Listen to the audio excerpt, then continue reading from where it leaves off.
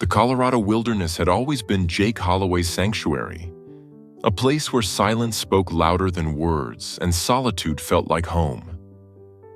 But on one fateful morning, that quiet was broken by the fragile cries of two orphaned tiger cubs, their striped bodies trembling in a world that should never have been theirs. Tigers didn't belong in North America, and yet, here they were, helpless, lost, and staring up at him with desperate golden eyes. What began as a rescue soon unraveled into something far greater. With the help of Bella, a fiercely independent bobcat he once saved, Jake found himself at the heart of an extraordinary story. A story of survival, of trust forged in the wild, and of an unlikely mother's love that defied all logic. Some bonds are written in blood, others in instinct. But the most unexpected ones? Those are written in whispers between species, where the untamed meets the unimaginable. Before we start, hit the like button and make sure to subscribe if you haven't, and hit that notification bell so that you won't miss any new stories. The early morning sun filtered through the towering pines of the Colorado Rockies, casting long shadows across Jake Holloway's campsite. At 42, Jake had the weathered look of a man who spent too many hours under fluorescent lights but sought redemption in the wilderness whenever possible. His salt and pepper hair was tousled from sleep, and the lines around his eyes deepened as he squinted against the sunrise, sipping from a tin cup of strong black coffee. For 15 years, Jake had worked as a financial analyst at Bridgewater Capital in Denver, a job that paid well but extracted its pound of flesh in stress and missed moments. These monthly camping trips were his salvation, 3 days of solitude where spreadsheets and client portfolios couldn't reach him. No cell service, no Wi-Fi, just Jake, the mountains, and the comforting language of nature that had been his first love growing up in rural Montana before the allure of a stable career had drawn him to the city. This particular June morning, however, would upend the careful balance he'd struck between his structured urban life and his wilderness escapes. Jake had planned to hike to Eagles Peak, a challenging trail that offered spectacular views of the valley. He packed light, water, trail mix, a small first aid kit, and his camera. Photography was another passion, one that perfectly complemented his time in the wilderness. He particularly enjoyed capturing wildlife in their natural habitat, undisturbed and authentic. 2 hours into his hike, Jake veered off the marked trail to photograph a red-tailed hawk perched majestically on a dead tree. The detour took him through a dense patch of forest where the underbrush grew thick and unruly. As he carefully picked his way through, a sound caught his attention, a weak, plaintive mewling that seemed out of place in these woods. Curious, Jake followed the sound to a small clearing. There, partially hidden in the hollow of a fallen oak, were 2 tiger cubs, their orange and black coats unmistakable, though dulled by dust and neglect. They couldn't have been more than a few weeks old, their eyes open but movements uncoordinated. One cub, slightly larger with a distinctive white patch on its forehead, let out another pitiful cry when it spotted Jake. "What in the world?" Jake whispered, keeping his distance. His mind raced with questions.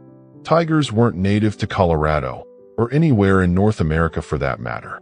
Had they escaped from a zoo? A private collection? Had someone illegally kept tigers as pets and abandoned them when they became too difficult to handle?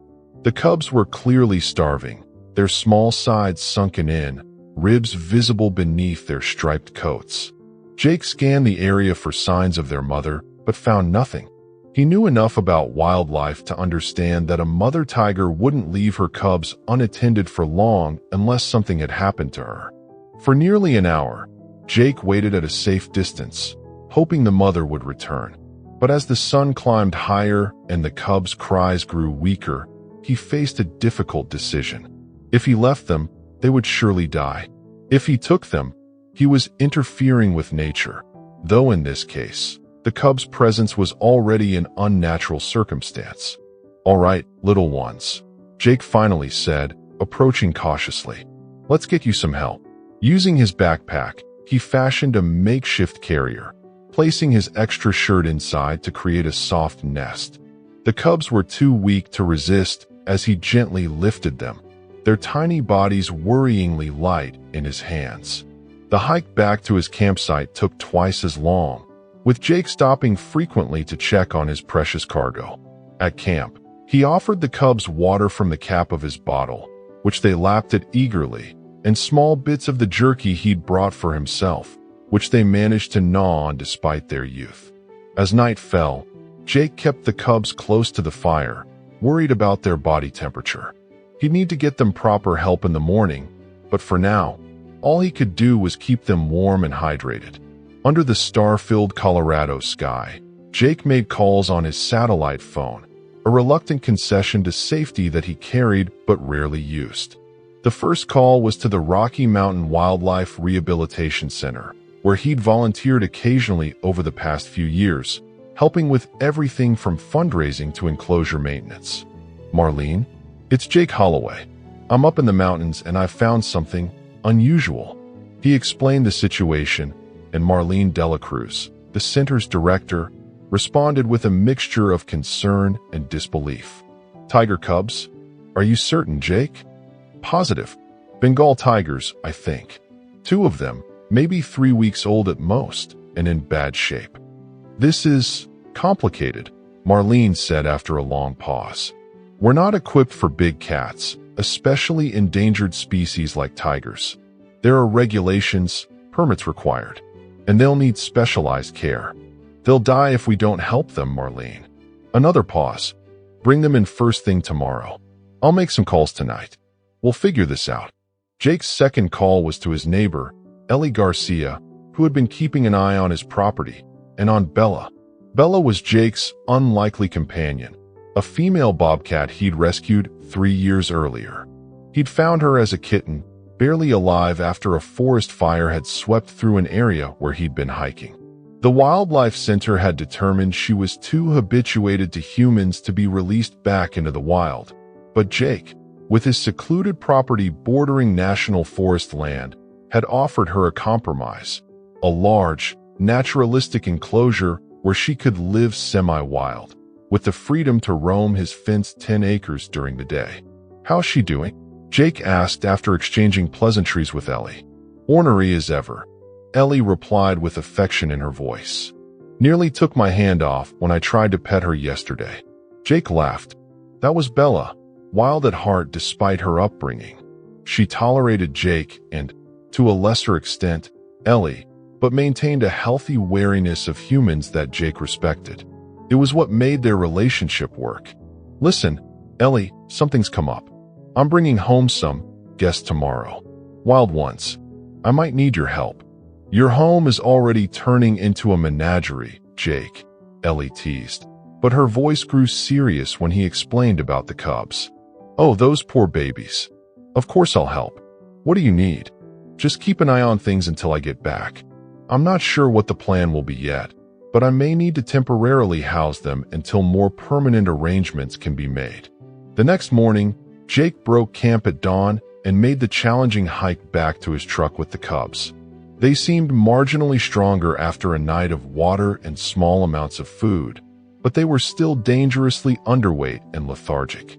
The drive to the Wildlife Center took just over 2 hours, with Jake stopping once to offer the cubs more water. Marlene was waiting when he arrived, along with Dr. Aaron Chun, the center's veterinarian. Dr. Chun examined the cubs carefully, his expression growing more concerned as he worked. Severe dehydration, malnutrition, and the beginning stages of pneumonia in the smaller one, he reported. They need immediate intervention. For the next several hours, Jake watched as the medical team worked to stabilize the cubs. For fluids, antibiotics, warming blankets, and specially formulated milk designed for big cat cubs. The larger cub, whom the staff had started calling Atlas for his distinctive white marking shaped like a rough map, responded well to treatment. The smaller one, now dubbed Nova for the starburst pattern on her chest, struggled more. "They're fighters," Marlene told Jake as they watched through the observation window of the treatment room. "But their situation is precarious.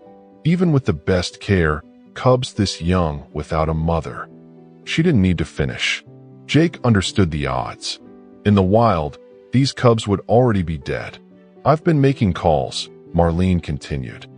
"There's a big cat sanctuary in Arizona that might be able to take them eventually, but they're at capacity right now. The nearest facility that could take them immediately is in Wyoming, but they've had some disease outbreaks recently.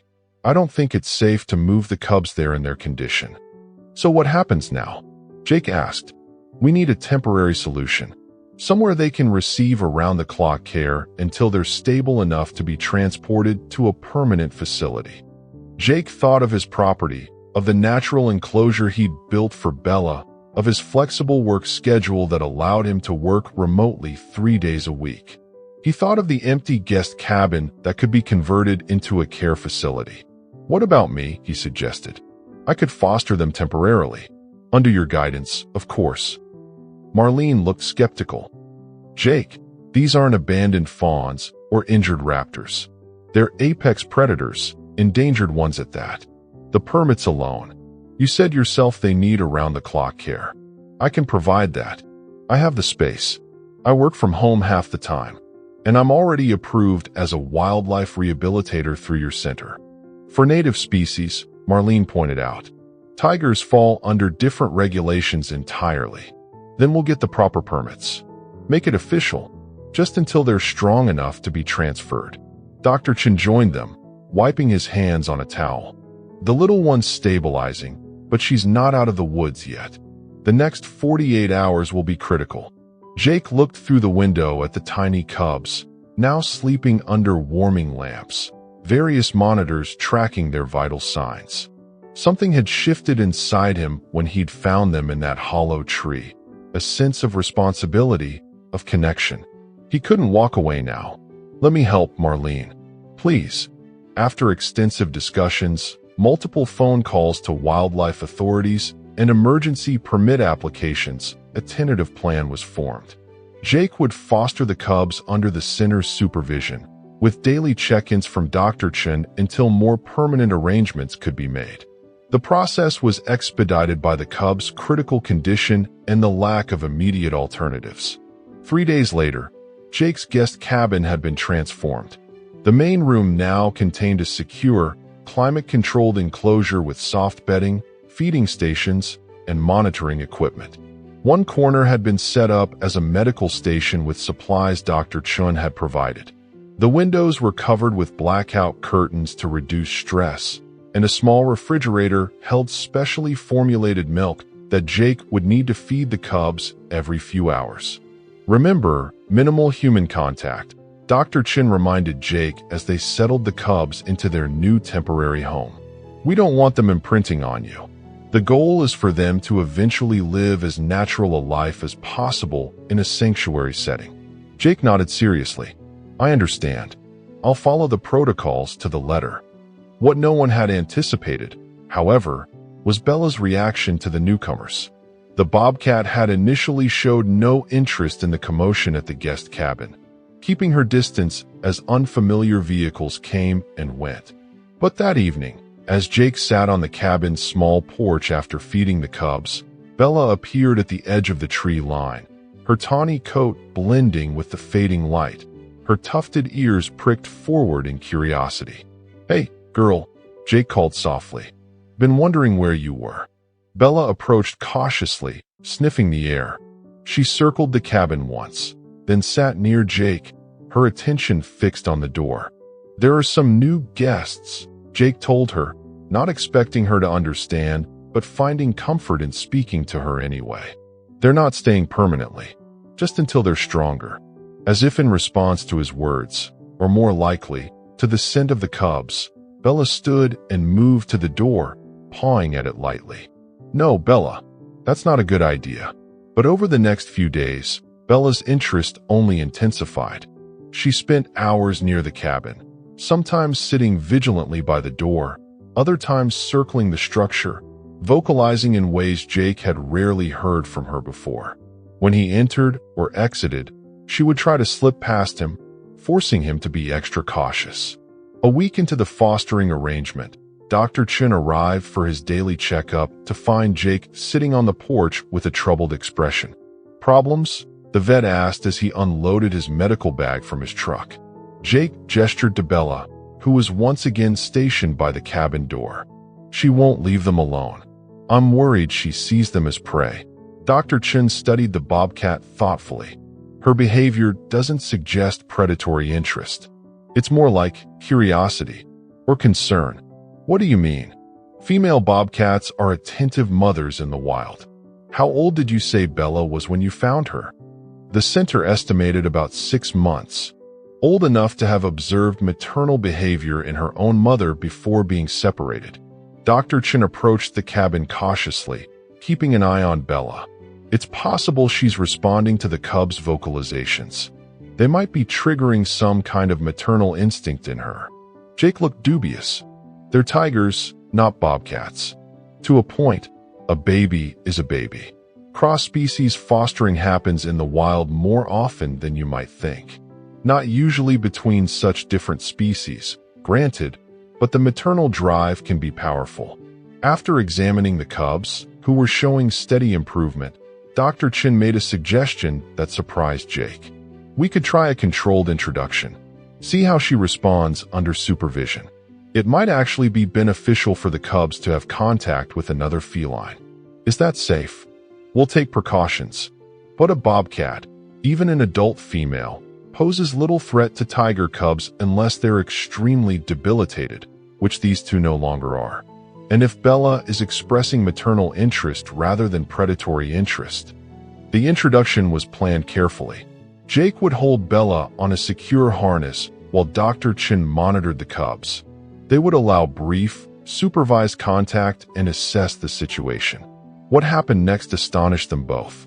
Bella, normally wary and independent, transformed in the presence of the cubs. She approached them with gentle curiosity, sniffing them thoroughly, then began to groom Atlas's head with her rough tongue. The cub, still wobbly on his feet, leaned into her touch. Nova, the smaller cub, made a small mewling sound, and Bella immediately turned her attention there, continuing her grooming. "Remarkable," Dr. Chin murmured. "She's displaying classic maternal behavior, but they're not her species. Not even close," Jake said, still holding Bella's harness but allowing her enough slack to interact with the cubs. "Nature finds a way," Dr. Chin replied. "She recognizes their need. They're orphaned. She's alone. There's a connection there." Over the next few days, the relationship deepened. Bella began spending most of her time in the enclosure with the cubs. She groomed them, watched over them while they slept, and even seemed to be teaching them basic feline behaviors. How to groom themselves, how to stalk, though the cubs' attempts were comically uncoordinated, and how to communicate through various vocalizations. Jake documented everything, taking photos and keeping detailed notes that he shared with both Dr. Chun and Marlene. The cubs were thriving under Bella's care, gaining weight and strength faster than anticipated. Nova, who had been the more fragile of the two, seemed particularly attached to Bella, following her around the enclosure and mimicking her movements. "This is extraordinary," Marlene said during one of her visits. "I've never seen anything quite like it. We should consider documenting this more formally. It could be valuable for conservation and rehabilitation efforts." And so, what had begun as an emergency fostering situation evolved into something more structured. With proper permits now in place and support from both the Wildlife Center and several conservation organizations, Jake's temporary arrangement extended. Cameras were installed in the enclosure to record the interactions between Bella and the cubs. Researchers visited to observe and take notes. A few carefully vetted media outlets were allowed limited access to document this unusual family. Summer faded into fall, and the cubs grew rapidly. By October, they were no longer the tiny, vulnerable creatures Jake had found in the woods. Atlas now weighed nearly 80 pounds, his frame lanky but powerful, his coat glossy with health. Nova, though still smaller than her brother, had overcome her early health challenges and displayed an intelligence and curiosity that delighted the researchers. Bella, meanwhile, had grown into her role as surrogate mother with remarkable dedication. Despite the cubs now towering over her, an adult female bobcat typically weighs around 20 pounds. She maintained her authority through body language and vocalizations that the tigers instinctively respected. But as winter approached, reality set in. The cubs were growing too large for the enclosure. Their needs were changing, and the sanctuary in Arizona had finally completed its new habitat and was ready to receive them. "It's time, Jake," Marlene said gently during a November visit. "They need more space, more specialized care. The kind we can't provide here." Jake knew she was right. He had always understood this was temporary, that the cubs would eventually move on to a facility equipped for adult tigers. But the thought of separating them from Bella and from himself was more painful than he'd anticipated. "What about Bella?" he asked. "She's going to be devastated when they're gone." Marlene's expression was sympathetic but firm. "She's a wild animal, Jake. She'll adjust, and you'll still have her." The day of transfer arrived with a crystalline December chill in the air. The transport team from the Arizona sanctuary arrived early, bringing specialized crates and tranquilizers to sedate the cubs for the journey. Jake had been preparing Atlas and Nova for weeks, introducing them to the crates and making the experience positive with treats and praise. Bella, sensing something was amiss, had been increasingly agitated that morning, pacing the enclosure and vocalizing frequently. When the tranquilizers took effect and the cubs were carefully loaded into the transport vehicle, Jake made the difficult decision to bring Bella inside the main house, away from the scene. It was too distressing for her to watch. As the transport vehicle pulled away, Jake felt a hollow ache in his chest. For 6 months, his life had revolved around these magnificent creatures and the unlikely bond they had formed with his bobcat. Now, his property felt eerily silent, the guest cabin empty and cold. Bella refused to eat for 3 days. She searched the property, calling out in the distinctive chatter she had developed to communicate with the cubs. She slept in the empty enclosure, curled up on the bedding that still carried their scent. Jake worried she might fall into a depression from which she wouldn't recover. On the 4th day, a package arrived from the sanctuary. Blankets used by the cubs during their first nights in Arizona, still carrying their scent.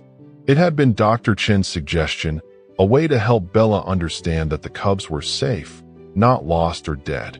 Jake placed the blankets in the enclosure, and Bella spent hours lying on them, seeming to take some comfort in the familiar smell. Gradually, life settled into a new rhythm. Jake returned to his regular work schedule, though he found himself missing the chaos and joy of caring for the cubs. Bella slowly returned to her normal behaviors, though she would occasionally visit the guest cabin and sit outside it, as if remembering. Winter gave way to spring, then summer again. The sanctuary sent regular updates with photos and videos of Atlas and Nova, now adolescents growing into their power. They had adapted well to their new home, bonding with the other tigers and thriving in the larger, more complex environment. As the 1-year anniversary of finding the cubs approached, Jake received a call from the sanctuary's director. "We're opening a new public viewing area next month," she explained. "A safe way for visitors to observe the tigers in a naturalistic setting. We'd like to invite you for a private visit before the official opening. A chance to see Atlas and Nova again." Jake accepted immediately, then paused. "Could I bring someone with me?" There was a hesitation on the line. "Who did you have in mind?" "Bella, their surrogate mother." Another pause. "That's unusual. There would be safety protocols to consider. We'd need to coordinate with our staff and veterinary team." "I understand, but I think it would mean a lot to all of them." After numerous discussions and careful planning, arrangements were made. In late June, Almost exactly a year after Jake had found the cubs, he loaded Bella's travel crate into his truck and began the long drive to Arizona. Bella, now 7 years old, had developed arthritis in her hind legs and moved more slowly than she once had, but her mind was still sharp, her spirit still strong. The sanctuary was a sprawling facility set against the backdrop of the Sonoran Desert, with extensive natural habitats designed to mimic the tiger's native environments. Jake was greeted by the director, Dr. Sophia Williams, who led him to a special viewing area adjacent to Atlas and Nova's habitat. "They're doing wonderfully," Dr. Williams told him as they walked. "Nova has become quite the swimmer. We can barely keep her out of the pool. And Atlas has developed a fascinating habit of arranging his enrichment toys in specific patterns. Do you think they'll remember me?" Jake asked, surprised by the vulnerability in his own voice. Dr. Williams smiled. "Tigers have excellent long-term memory, especially for significant early experiences. I think you'll be pleasantly surprised."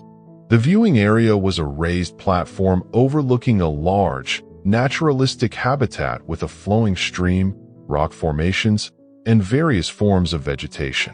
At first, Jake saw no sign of the tigers. Then, responding to a call from one of the keepers, two sleek shapes emerged from the underbrush.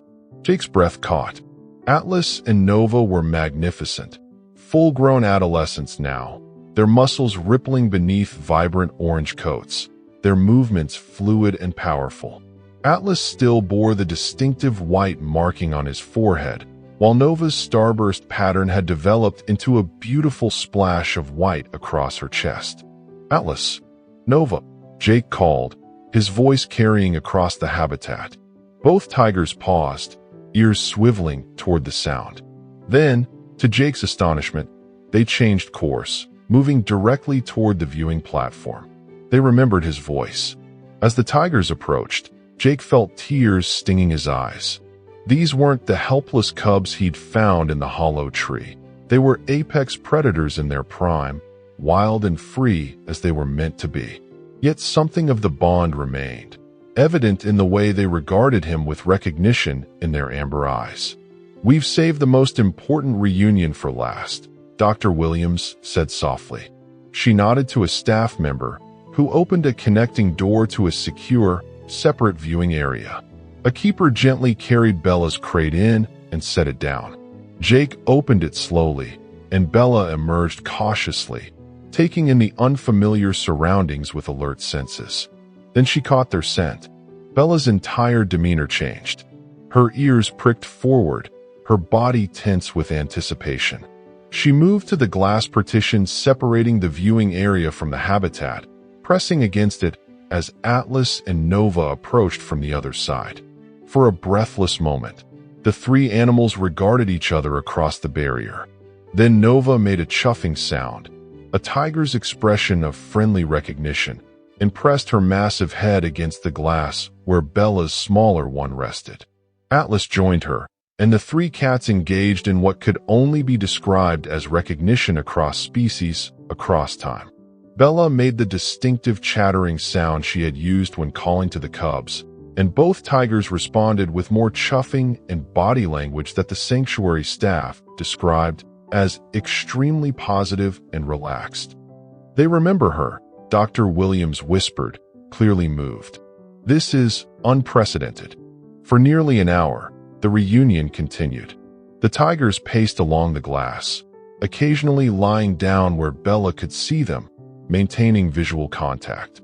Bella, despite her arthritis, remained alert and engaged, her eyes never leaving her former charges. When it was finally time to leave, Jake gently coaxed Bella back into her crate, his heart full with the day's events. As they prepared to depart, Dr. Williams approached with a proposal. "We've been discussing establishing a permanent foster parent program for orphan big cat cubs," she explained. "Your experience with Bella and the cubs has provided valuable insights into cross-species fostering possibilities. Would you and Bella be interested in consulting on the program? Perhaps even participating if the right situation arose?" Jake looked at Bella, thinking of the empty guest cabin, of the joy and purpose the past year had brought them both despite its challenges. "I think we'd like that very much," he replied. As they drove back toward Colorado, the setting sun painting the desert landscape in hues of orange and gold reminiscent of tiger stripes, Jake reflected on the unexpected journey that had begun with a detour on a hiking trail.